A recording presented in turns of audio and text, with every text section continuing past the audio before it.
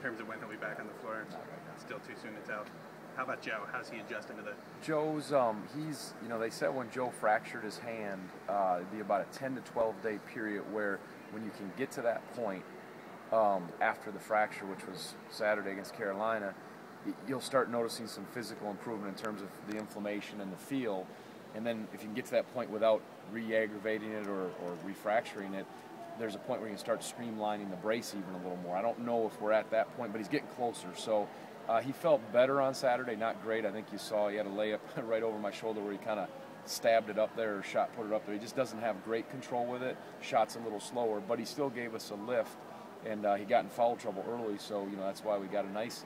Thought the depth that we had, not great depth, but Paul playing good minutes. Malcolm had a terrific game for us, and the other guys giving us minutes really helped and stepped up with Joe being in foul trouble and not at full strength. Talking about Malcolm, I know that he said that he wasn't satisfied with his game against Clemson, and he obviously followed it up with a very good effort, good all-around game on Saturday. Is it something where he being a first-year player, you come to expect a little bit of that somewhat inconsistency between games, and I mean, you have to think that he's going to have to play significant good minutes moving forward for the team to be successful?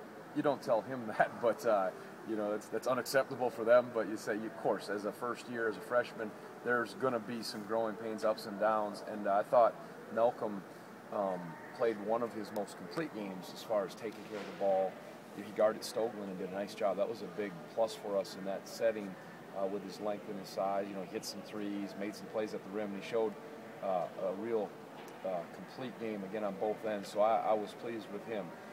I knew he was unhappy. Certainly, he played well in the first half against Clemson. I think his second half, where we struggled as a team, was what was eating at him. And you like that when guys want to really make a statement in that next game. But with seniors, juniors, sophomores, freshmen, there's going to be some ups and downs.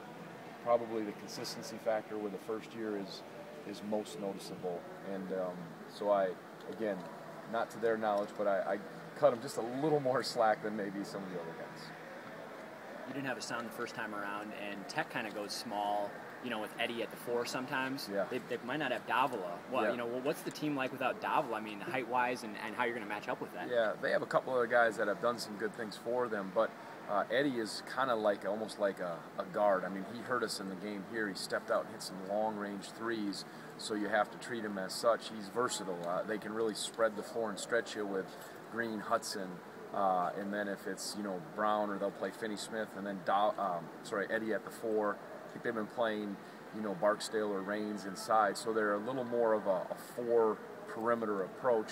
At times we've gone with that. So again, you got to be ready. You got to be able to guard those 3-point shooters, box out, but they do stretch you out when he's out there because he's shooting.